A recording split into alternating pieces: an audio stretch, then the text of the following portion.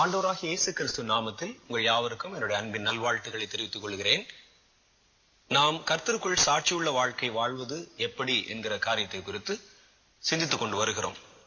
மிக முக்கியமான அனுபவமாக பரிசுத்த ஆவியின் அபிஷேகம் மனிதர்களுக்குள் கொடுக்கப்படுவதின் பிரதானமான நோக்கம் அவர்கள் சாட்சியுள்ள வாழ்க்கை வாழ்வது என்பதுதான்.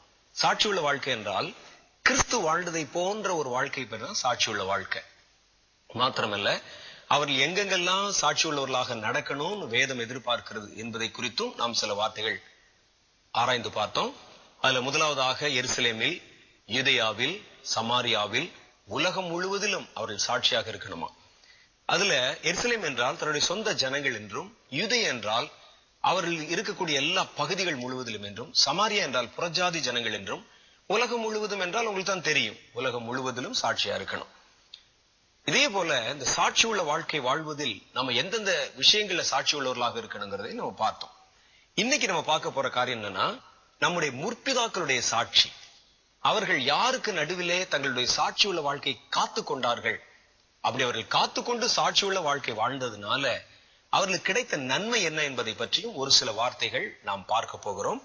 முதலாவதாக நோவாவுடைய வாழ்க்கை தேவனற்ற மனிதர்களுக்கு நடுவில் ஒரு சாட்சியுள்ள வாழ்க்கை.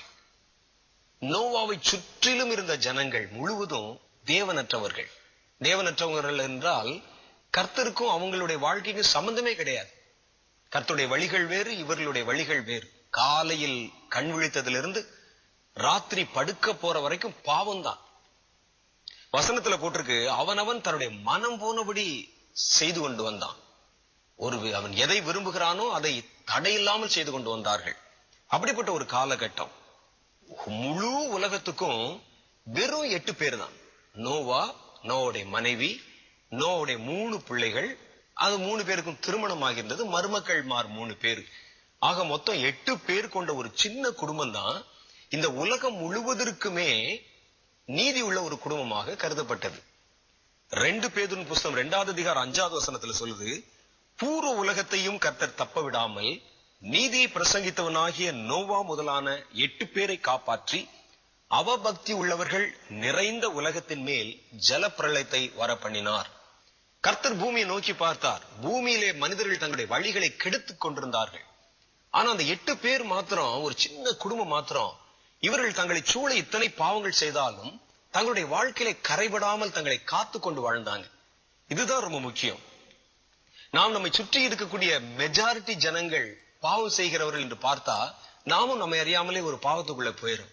அவன் பாவம் தான் செய்கிறான், நல்லா தானே இருக்கிறான், இவன் லஞ்சம் தான் வாங்குகிறான், வீட்டு கட்டி விட்டானே, இவன் தன்னுடைய மனம் போனபடி வாழ்கிறான், பாருங்க அவனுக்கு எந்த குறையும் இல்லை, நல்லா தானே இருக்கிறான் சொல்லி நாம சுற்றிலும் நடக்கிற நிகழ்ச்சிகளை பார்த்து நாம் ஒரு முடிவுக்குள்ளே வந்து விடுகிறோம். இன்னைக்கு நமக்கு கர்த்தரை ஏற்றுக்கொண்ட பிள்ளைகள் திரளாக இருக்கிறாங்க. சாட்சியுள்ள வாழ்க்கை வாழ்கிறவர்கள் உலகம் முழுசும் இருக்கிறாங்க. ஆனா நோவாவின் காலத்துல உலகம் முழுவதற்கும் நோவாவுடைய ஒரே ஒரு குடும்பம் தான் இருந்தது. அவர்கள் தங்களுடைய மனபாரங்களை பகிர்ந்து கொள்ள வேண்டுமானால் அந்த 8 பேருக்குள்ளதான் பகிர்ந்து கொள்ளணும். அவர்கள் ஜெபிக்க வேண்டுமானால் அந்த 8 பேருக்குள்ளதான் ஜெபிக்கணும். கர்த்தருடைய மகிமை குறித்து தியானிக்க வேண்டுமானால் அந்த 8 பேருக்குள்ளதான் தியானிக்கணும். அவர்கள் வாசிப்பதற்கு வேத புஸ்தகம் இல்லை, அவர்கள் போய் ஆராதிப்பதற்கு சபைகள் இல்லை. ஆனாலும் அவர்கள் 8 பேரும் தங்களுடைய பரிசுத்தத்தை காத்து கொண்டாங்க. இன்னைக்கு பல பேர் சொல்ற ஒரு காரியத்தை நான் கேட்டிருக்கிறோம். நாங்க ஆராதிக்கிறதுக்கு இடம் இல்ல, சர்ச் இல்ல, நாங்க இருக்கிற எங்க கிராமத்துல சபைகள் இல்ல, நல்ல கிறிஸ்தவர்கள் இல்ல, அல்லது கண்காணாத ஒரு இடத்துல இருக்கிறோம், எங்களை சுற்றிலும் வேறு விதமான ஜனங்கள் இருக்கிறாங்க, வேறு தேவர்களை ஆராதனை செய்யறவங்க இருக்கிறாங்க, நாங்க கொஞ்சமா சோர்ந்து போறோம் அப்படிங்கிறாங்க. எங்களுக்கு ஒரு ஃபெல்லோஷிப் இல்லாததுனால, ஒரு சபை இல்லாததுனால, நல்ல குடும்பங்கள் இல்லாததுனால நாங்க சோர்ந்து போறோங்கிறாங்க. இங்க பாருங்க, ஒரு கிராமத்துல உங்களுக்கு ஆராதனை பண்ணுவதற்கும் சேர்ந்து துதிப்பதற்கும் தொழுது கொள்வதற்கும் சபை இல்லாம இருக்கும்போது சோர்ந்து போறோம். ஆனா நோவாவின் காலத்துல உலகம் முழுவதிலுமே யாரும் இல்லை. நோவாவும் நோவாவுடைய குடும்பம் மாத்திரம்தான் இருந்தார்கள். ஆனால் அவர்கள் கர்த்தருடைய நீதிக்கு சாட்சி உள்ளவர்களாக இருந்தாங்க. அவன் சன்மார்க்கனும் நீதி உள்ளவனும் உத்தமனுமாய் இருந்தான் என்று வேத புஸ்தகத்தில் இருக்கு. எப்படி தன்னுடைய உத்தமத்தை இங்க காத்துக்கொள்ள முடியும்? தன் வீட்டு கதவை திறந்தாலே பொல்லாதவனுடைய முகத்துலதான் முழிக்க முடியும். அவன் கடை வீதிகளிலே நடந்து போனால் பொல்லாதவர்களை தான் சந்திக்க முடியும். அவன் பார்க்கிற எவ்விடத்திலும் துன்மார்க்கமான மனிதர்கள் தான் இருந்தாங்க. அவர்களுக்கு தேவனை பற்றின உணர்வில்லை. தேவன் யார் என்று அவர்களுக்கு தெரியாது. தான் அறிந்திருக்கிற தேவனை அவர்கள் நடுவில் அவன் பேச முடியாது. அப்படிப்பட்ட ஒரு சூழ்நிலையிலே நோவா தேவன் மேல் தான் கொண்டிருந்த பக்திக்கும் வைராக்கியத்திற்கும் சாட்சி உள்ளவனாக ஜீவித்தான். அவருடைய சாட்சி ஜனங்களால் ஏற்றுக்கொள்ளப்படாத ஒரு சாட்சி. அவங்களுக்கு அது புரியல. ஏன் நோவா மாத்திரம் இப்படி பைத்தியக்காரனை போல இருக்கிறான்? நோவா மாத்திரம் ஏன் இப்படிப்பட்ட தவறுகளை செய்வதில்லை, விபச்சாரம் பண்ணுவதில்லை, பாவம் செய்வதில்லை, கொலை செய்வதில்லை, சண்டை போடுவதில்லை, சத்தம் போடுவதில்லை, நோவா மாத்திரம் ஏன் இப்படி இருக்கிறான்னு சொல்லி அது அவர்களுக்கு ஒரு வேடிக்கை பொருளாய்த்தான் இருந்தது. சில நேரத்துல நம்முடைய சாட்சி மற்றவர்களால புரிந்து கொள்ள முடியாததா இருக்கும். உங்களை சூழ இருக்கிறவங்க, ஒருவேளை நீங்க ஒரு ஆபீஸ்ல வேலை செய்வீங்க, அதுல அந்த ஆபீஸ்ல வேலை செய்யற எல்லாரும் லஞ்சம் வாங்குவாங்க, நீங்கள் மாத்திரம் அதை வாங்க மறுப்பீர்கள். ஒருவேளை நீங்கள் வாங்கக்கூடிய சம்பளம் உங்களுடைய தேவைக்கு போதுமானதா இல்லாம இருக்கும். 10ஆம் தேதி பக்கத்துல யார்ட்டையாவது வட்டிக்கு கடன் வாங்க வேண்டிய சூழ்நிலை கூட வரும். அதை பார்க்கும் பொழுது பக்கத்துல இருக்கவங்க, ஏன் இந்த மனிதன் வாழ தெரியாதவனா இருக்கிறான், பிழைக்க தெரியாதவனா இருக்கிறான், நாங்கெல்லாம் லஞ்சம் வாங்கத்தான் செய்கிறோம், இந்த வீடு கட்டலையா, எவ்வளவு நாங்கள் நல்லா வசதியா இல்லையான்னு சொல்றதை கேட்கலாம். அப்படி கேட்கும் பொழுது ஒருவேளை நீங்கள் வாழ்கிற அந்த சாட்சியுள்ள வாழ்க்கைக்காக நீங்கள் ஏற்றுக்கொள்ளப்படாமல் ஏளனம் செய்யப்படலாம். சொல்லுவான், வாழ தெரியாதவன், பைத்தியக்காரன் சொல்லி பட்டம் கட்டலாம். ஆனாலும் பாருங்க, நோவாவுக்கு அப்படித்தான் நிச்சயமா நடந்திருக்கும். நோவாவுடைய வாழ்க்கை ஜனங்களுக்குள்ளே ஒரு வித்தியாசமான வாழ்க்கையா இருந்தது. அவனுடைய நடைமுறைகள் வித்தியாசமா இருந்தது. அவர்கள் செய்வதை போல பாவத்தை அவன் செய்யவில்லை. ஆனால் வேதம் சொல்லுகிறது, நோவா தேவனற்ற உலகத்தில் தான் அறிந்திருந்த தேவனுக்கு சாட்சி உள்ளவனாக இருந்தான். அந்த சாட்சி ஜனங்களால் ஏற்றுக்கொள்ளப்படல. ஜனங்கள் அதை விளங்கிக் கொள்ளவில்லை. விளங்கிக் கொள்ள அவர்களுக்கு நேரம் இல்லை. அவன் ஏன் இப்படி வாழ்கிறான் என்பது அவர்களுக்கு விளங்காத ஒரு புரியாத புதிராகத்தான் இருந்தது. ஆனாலும் என்ன, யாருக்கு புரிய வேண்டுமோ அவருக்கு அது புரிந்து விட்டது. கர்த்தர் அதை விளங்கிக் கொண்டார். உலகம் முழுவதில் இத்தனை பேருக்கு நடுவிலே என் பிரமாணங்களுக்கு சாட்சி உள்ளவனாய் வாழ ஒருவன் இருக்கிறான் என்று நோவாவை குறித்து அவர் சாட்சி கொடுத்தார். உலகம் முழுவதும் கர்த்தர் பூமியை கண்ணோக்கி பார்த்தார். நோவாவுக்கோ கர்த்தருடைய கண்களில் கிருபை கிடைத்தது. நோவா அவன் வாழ்ந்திருந்த காலத்தில் நீதிமானும் உத்தமனுமாய் இருந்தான் என்று வேத புத்தகத்தில் எழுதியிருக்கு. இதுதான். ஒருவேளை மனிதர்கள் உங்கள் சாட்சியை புரிந்து கொள்ளாமல் போகலாம். ஒருவேளை நீங்கள் கர்த்தருக்கென்று வைராக்கியமாக வாழ்வதனால ஒருவர் உங்களை ஏளனம் செய்யலாம். சமுதாயம் உங்களை அங்கீகரிக்காம போகலாம். ஆனால் யாருக்கு விளங்குமோ அவருக்கு விளங்க முடியும். ஒருவேளை உங்களுடைய சாட்சி உள்ள வாழ்க்கை உங்கள் குடும்பத்தாருக்கு கூட விளங்காம போயிடலாம். உங்களுடைய உறவினர்களுக்கு விளங்காம போகலாம். ஆனால் விளங்க வேண்டியவருக்கு விளங்கிவிடும். இவர் தேவனற்ற உலகத்தில் பக்தியற்ற மனிதர்களுக்கு நடுவிலே தன் சாட்சியை காத்து கொண்டார். அவருக்கு தெரியும், என்னை பார்க்கிற தேவனுக்கு முன்னால என் சாட்சி சரியா இருக்கணும். என் தேவன் என்னை நோக்கி பார்க்கும் பொழுது நான் அவருக்கு முன்பாக நீதிமானாய் கருதப்பட வேண்டும். யார் அங்கீகரிக்கணுமோ அவர் அங்கீகரிக்கணும்னு சொன்னார். ஆகவேதான் நோவா தன் வாழ்க்கையில் தன் சாட்சியை காத்து கொண்டான். அவர் சோர்ந்து போகல. அவருக்கு ஒரு ஃபெலோஷிப் இல்லை, இருந்தாலும் அவர் சோர்ந்து போகல. ஆகவே உங்கள் மனதில் ஒருவேளை இப்படிப்பட்ட சூழ்நிலைகளிலே நீங்கள் இருக்கலாம். உங்களை சூழ இருக்கிறவர்கள் உங்களுடைய சாட்சியை புரிந்து கொள்ளாம இருக்கலாம். நீங்கள் தேவனற்ற மனிதர்களுக்கு நடுவிலே வாழ வேண்டிய ஒரு நிர்பந்தம் வந்திருக்கலாம். ஆனாலும் என்ன, நோவாவை போல உங்கள் சாட்சி உங்களை பார்க்கும், உற்று பார்க்கும் தேவனுக்கு முன்பாக, பிதாவுக்கு முன்பாக, வார்த்தைக்கு முன்பாக, பரிசுத்த ஆவியானவருக்கு முன்பாக நீதி என்று விளங்கினால் போதும். அவன் நீதிமானும் உத்தமனுமாய் இருந்தான் என்று வேதம் தான் அவரை விளங்கிக் கொண்டது. தேவன் தான் அதை விளங்கிக் கொண்டார். பக்கத்தில் இருந்து யாரும் அதை விளங்கிக் கொள்ளவில்லை. என்ன நடந்தது பாருங்கள். அப்படிப்பட்ட நீதியாய் வாழ்ந்த, சாட்சியுள்ள வாழ்க்கை வைராக்கியமாய் வாழ்ந்து காண்பித்த நோவா கர்த்தருடைய கண்களிலே கிருபை பெற்றான். ஆமா, ஒருவேளை மனிதர்கள் அதை ஏற்றுக்கொள்ளாமல் போலாம், ஏளனம் செய்யலாம். கர்த்தர் நம்மை கைவிடவே மாட்டார். உங்களுடைய சாட்சியுள்ள வாழ்க்கைக்கு ஏற்ற பிரதிபலனை அவர் தரவே தருவார். அவனுக்கு கிடைத்தது என்ன? அவன் ஜீவன் அவனுக்கு கிடைத்தது. அவனுடைய குடும்பம் அவனுக்கு கிடைத்தது. அவர்கள் உயிரோட காக்கப்பட்டார்கள் என்று வேத புத்தகத்தில் எழுதியிருக்கு. நோவாவை கர்த்தர் ரட்சித்தார். அநீதி நிறைந்த உலகத்தில் நோவாவை கர்த்தர் ரட்சித்தார். இதுதான் அவருக்கு கிடைத்த ஒரு மகா பெரிய கிருபை. ஒரு மனுஷனுக்கு லாட்டரியில பல பரிசு கிடைக்கிறத விட ஒரு மனிதனுடைய உயிர் அவனுக்கு ஆதாயமாய் கிடைக்குது பாருங்க. உயிரை விட ஒரு மனிதனுக்கு வேற என்ன தேவை இருக்குது? அவ்வளவு பெரிய முக்கியமான ஒரு காரியத்தை அவர் கர்த்தருடைய கைகளிலிருந்து பெற்றுக் கொண்டார். கர்த்தர் தம்முடைய நீதிமான்களை, சாட்சியுள்ள தம்முடைய பிள்ளைகளை காத்துக்கொள்ள அறிந்திருக்கிறார். தம்முடைய கரம் நீட்டி அவர்களை ரட்சிக்க அறிந்திருக்கிறார். உலகம் முழுவதும் தவித்தாலும், தத்தளித்தாலும், தடுமாறினாலும், பஞ்சத்திலும், வேதனையிலும், வியாதியிலும், கொள்ளை நோயிலும், வருத்தத்திலும், வறுமையிலும் அவர்கள் வாடினாலும் கர்த்தர் தம்முடைய பிள்ளைகளை மாத்திரம் கைவிடவே மாட்டார். அவங்க எத்தனை பேருங்கிறது முக்கியம் இல்லை. அவர் வெறும் 8 பேர் தான். ஆனா அழிய போறது ஒரு பெரிய கூட்டம். இன்னைக்கு பல பேர் அதைத்தான் கேட்பாங்க. பாருங்க, உலகம் முழுசும் இப்படிப்பட்ட பாவத்துல இருக்கிறாங்க. நாங்க எல்லாம் அழிஞ்சு போயிருவோம்.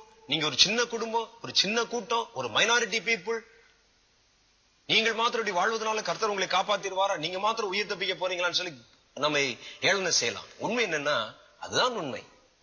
கர்த்தர் கொஞ்சம் பேரா, அதிகமான ஆட்களா, மெஜாரிட்டியா, மைனாரிட்டியா என்பது கர்த்தருக்கு தேவையில்லாத விஷயம். எவன் நீதி உள்ளவன் அவனை காக்க கர்த்தர் அறிந்திருக்கிறார்.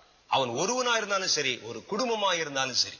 ஆகவே பிரியமானவர்களே, பக்தியற்ற மனிதர்களுக்கு நடுவில் நீங்கள் வாழ வேண்டி வந்தாலும், உலகம் முழுவதும் பாவத்தின் வழியிலே கடந்து போனாலும், நீங்கள் கர்த்தருடைய பிள்ளைகளாய் வாழ்வதனாலே அநேகர் உங்களை ஏளனம் செய்தாலும், அதை அநேகர் விளங்கிக் கொள்ளாமல் போனாலும், உங்களை நோக்கி பார்க்கிற கர்த்தருக்கு முன்பாக நீங்கள் சாட்சியுள்ள ஒரு வாழ்க்கை வாழ வேண்டும்.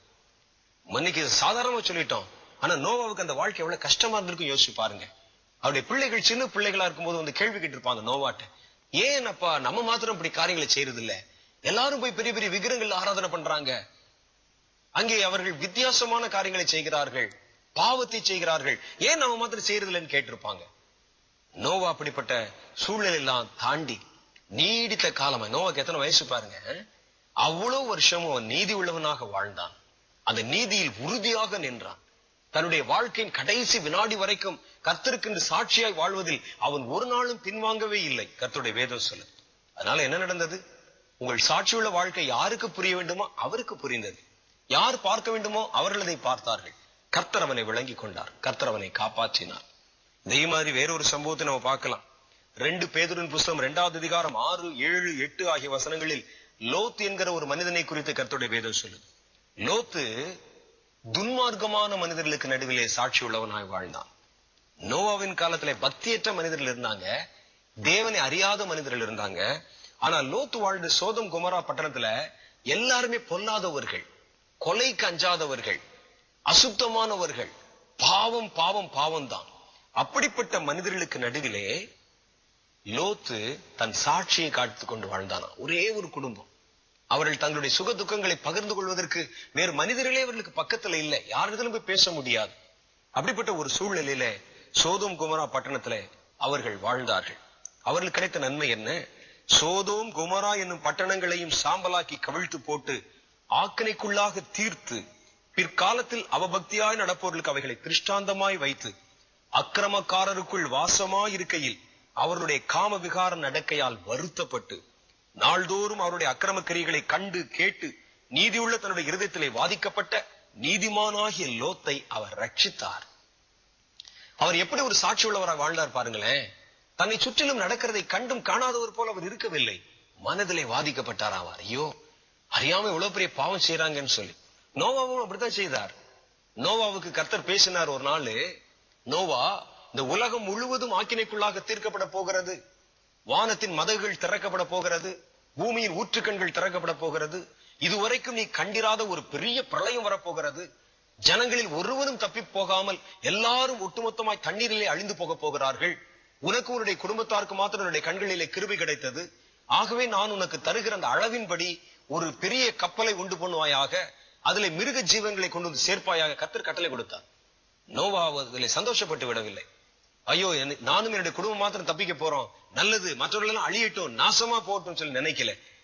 2 பேரும் 2வது அதிகாரம் 5ஆம் வசனத்துல சொல்லுது, நோவாவுடைய சாட்சி என்னன்னா, அழிந்து போகிற மனிதர்களின் அழிவு செய்தியை கேட்ட உடனே நீதியை போய் ஜனங்களுக்கு பிரசங்கித்தாராம். அவர் அவருடைய தள்ளாத வயசுல வீதிகளில் நின்று, கடைத்தெருகளிலே நின்று, ஜனங்கள் கூடுகிற இடங்களில் நின்று, ஐயோ வரக்கூடிய அழிவு இப்படிப்பட்டதா இருக்கிறது என்று சொல்லி பேசினான். அவன் பேச பேச ஜனங்களுக்கு கேலி செய்தார்கள்.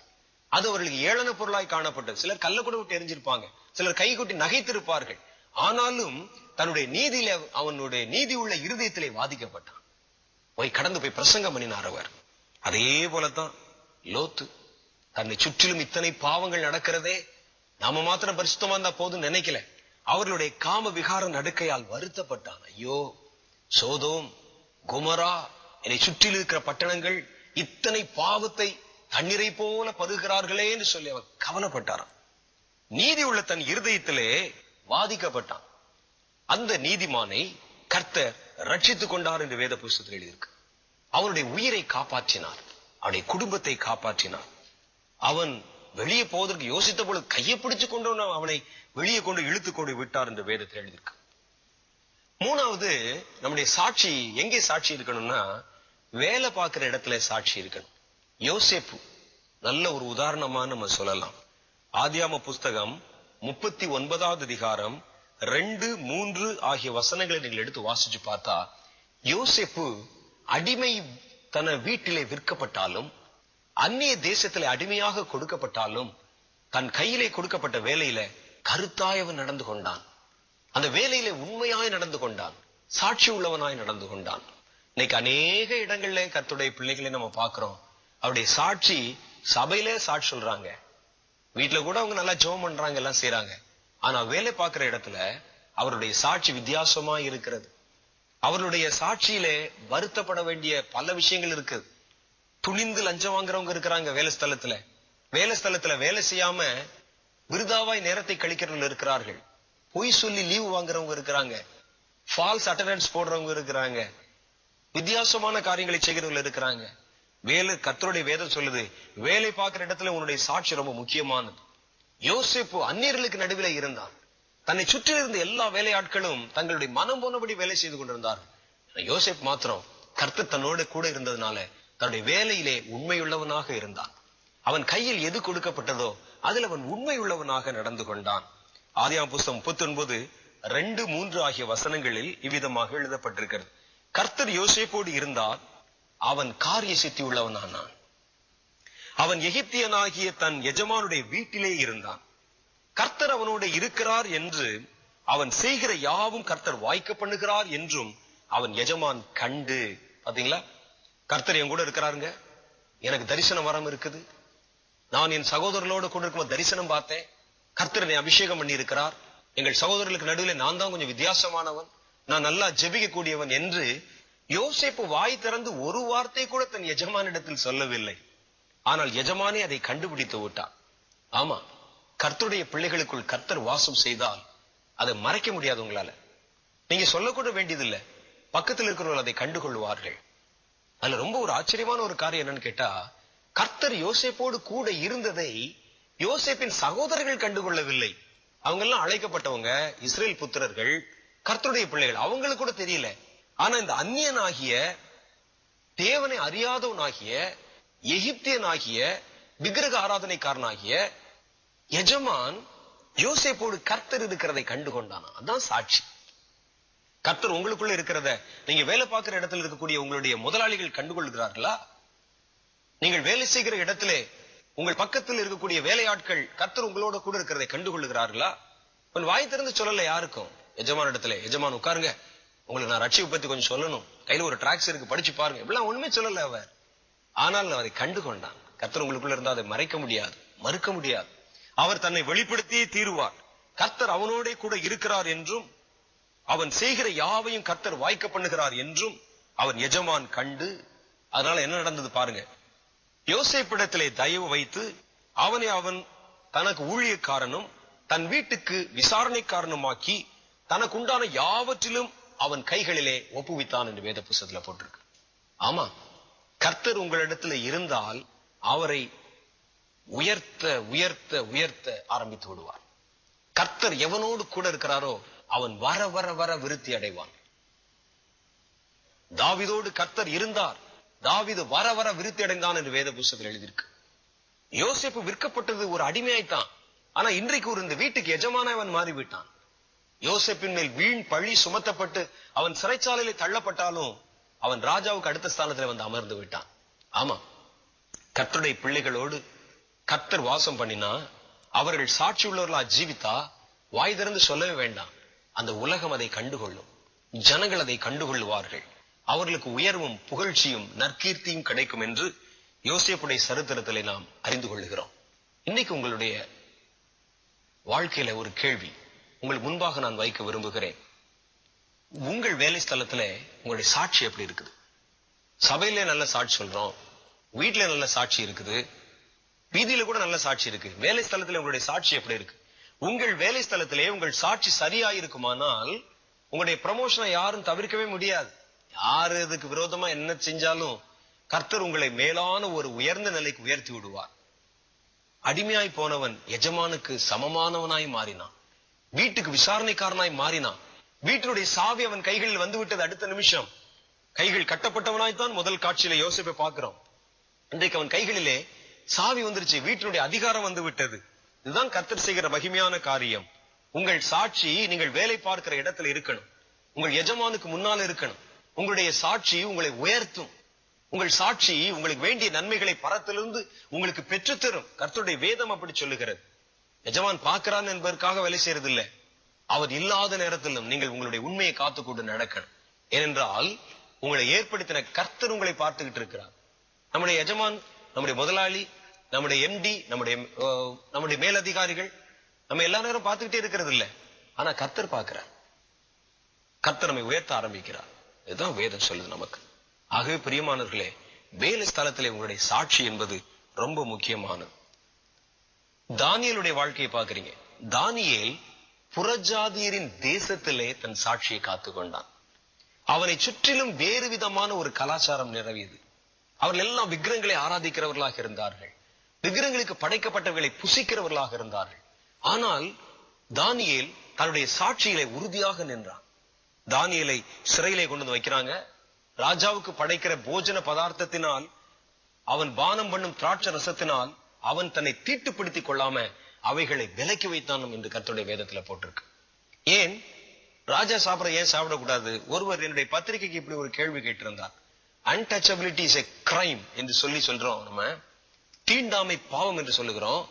தானியேல் தீண்டாமை தானே செய்தாரு. ராஜாவுடைய பொருளை நான் தொடமாட்டேன்னு சொன்னாரே, அவன் சாப்பிடுற சாப்பாடை நான் தொடமாட்டேன்னு சொன்னாரே அப்படின்னு சொல்றாங்க. இல்ல, அந்த நாட்டில் இருக்கக்கூடிய உணவுப் பொருளை நான் தொடமாட்டேன்னு சொன்னாரே. இல்ல இல்ல இல்ல, நடந்து என்னன்னு பாருங்களேன். அந்த நாட்டில் இருந்த வேறு சில பொருள்களை அவர் சாப்பிடத்தான் செய்தார். பருப்பு சாப்பிட்டாரு, அரிசி சாப்பிட்டாரு, மரக்கறி உணவுகளை வாங்கி அவன் புசித்தான். ஆனா ராஜாவின் ஆகாரத்தை அவன் விலக்கினதுக்கு காரணம் என்னன்னு கேட்டீங்கன்னா, மிருக ஜீவன்களை கொண்டு வந்து அந்த தேசத்தில், பாபிலோன் தேசத்தில் இந்த விக்கிரகத்துக்கு முன்னால பலியிட்டு அதன் ரத்தத்தை அதன் கால்களிலே வார்த்து பூஜை புனஸ்காரங்களை செய்து அதுக்கு பிறகுதான் அந்த மாம்சத்தை அறுத்து சமையல் பண்றாங்க. ராஜாவுக்கு வைக்கக்கூடிய பதார்த்தம் முழுவதும் அது விக்கிரகங்களுக்கு ஒப்பு கொடுக்கப்பட்டு படைக்கப்பட்ட பதார்த்தங்கள். ஆகவே தானியேல் தன் சாட்சியை காத்துக்கொண்டான். இல்ல, என்னுடைய ஆத்மா தீட்டுப்படக்கூடாது. அந்நியர்களுடைய கலாச்சாரத்தினாலே, அந்நியர்கள் செய்கிற அவருடைய பாரம்பரியங்களாலே நான் தீட்டுப்படக்கூடாது.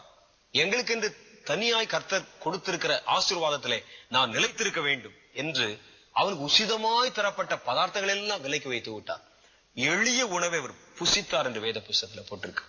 அந்நியர்களுக்கு நடுவிலே உங்களுடைய சாட்சி ஸ்திரமுள்ள சாட்சியா இருக்கணும். சிலரை பாத்தீங்கன்னா ஜெபம் பண்ணுவதை, மற்றவர்களுக்கு முன்னால ஜெபம் பண்ணா அவர்கள் தப்பா எடுத்துக் கொள்வார்கள் என்று அவர்கள் தன்னுடைய தலையை கூட தாழ்த்த மாட்டாங்க.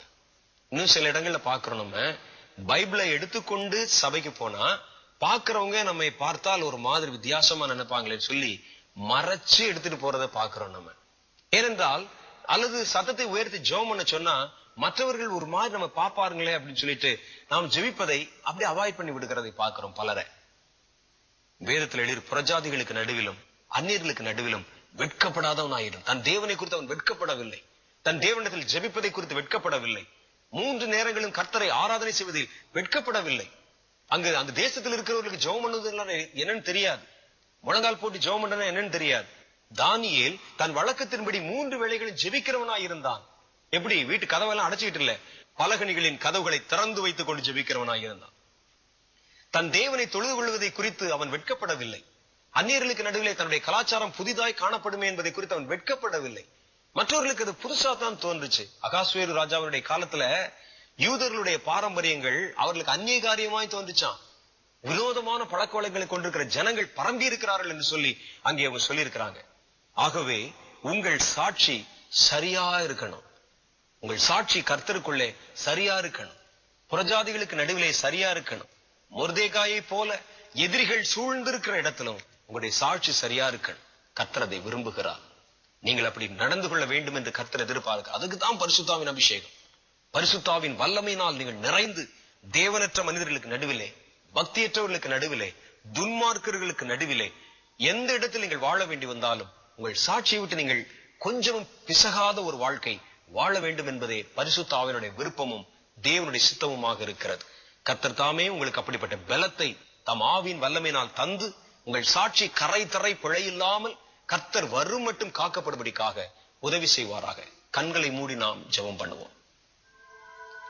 அன்பும் இரக்கம் நிறைந்த எங்கள் பரலோக பிதாவே, உம்முடைய பிள்ளைகளுக்கு நீர் வாக்குத்தத்தம் பண்ணி வைத்திருக்கிற அந்த பலம், பரிசுத்த ஆவியினால் நீர் கொடுப்பேன் என்று சொன்ன அந்த வல்லமை அவர்களுடைய இருதயங்களுக்குள் கட்டப்படும்படிக்காக, ஊற்றப்படும்படிக்காக, நிரப்பப்படும்படிக்காக நான் ஜெபிக்கிறேன் ஆண்டவரே. அது அவர்களை பலப்படுத்தட்டும், அது அவர்களை ஸ்திரப்படுத்தட்டும். தேவனற்ற மனிதர்களுக்கு நடுவிலும், புறஜாதி ஜனங்களுக்கு நடுவிலும், துன்மார்க்கர்களுக்கு நடுவிலும், தாங்கள் வேலை பார்க்கிற இடத்தின் நடுவிலும், எதிரிகளுக்கு நடுவிலும், அந்நியர்களின் ஆராதனைகளுக்கு நடுவிலும், அந்நிய ஜனங்களுக்கு நடுவிலும் அந்த சாட்சி ஒரு நாளும் பாதிக்கப்படாதபடி ஒரு திடமுள்ள சாட்சியாய் அவர்களை மாற்ற வேண்டும் என்று நான் ஜெபிக்கிறேன். அதற்கென்று நீர் கொடுத்திருக்கிற பரிசுத்த ஆவியின் வல்லமை அவர்களை உறுதிப்படுத்தப்பட வேண்டும் என்று நான் ஜெபிக்கிறேன். நீர் அதற்காகவே உம்முடைய ஆவியின் வல்லமை தந்திருக்கிறேன். ஆவியானவரே, உம்முடைய பிள்ளைகளை நிரப்புவீராக, உம்முடைய கரந்தொட்டு அவர்களை ஆசீர்வதிப்பீராக, உமக்கென்று சாட்சி உள்ளவர்களாய் மாற்றுவீராக. அநேகருடைய கண்களுக்கு முன்பாக நீர் அவர்களுக்கு கொடுத்த வாக்குத்தத்தத்தை நிறைவேற்றுவீராக.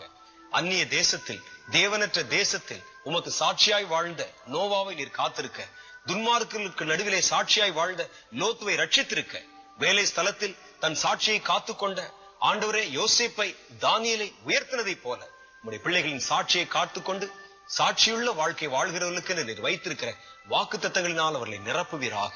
தொடர்ந்து அவர்களை அபிஷேகத்தில் காத்துக்கொள்ளும், வல்லமையிலே மூடும். இயேசுவின் நாமத்தில் எங்கள் ஜெபங்கள் ஏற்றுக்கொள்ளும் பிதாவே, ஆமென். ஆண்டவராகிய கர்த்தர் தாமே உங்களுடைய சாட்சி உள்ள வாழ்க்கையை காத்துக்கொள்ள தம்முடைய பரிசுத்த ஆவியினால் அனுகிரகம் தந்து உங்கள் சாட்சி கரை திரை பிழையற்றதாக காத்து வழிநடத்துவாராக. ஆமென்.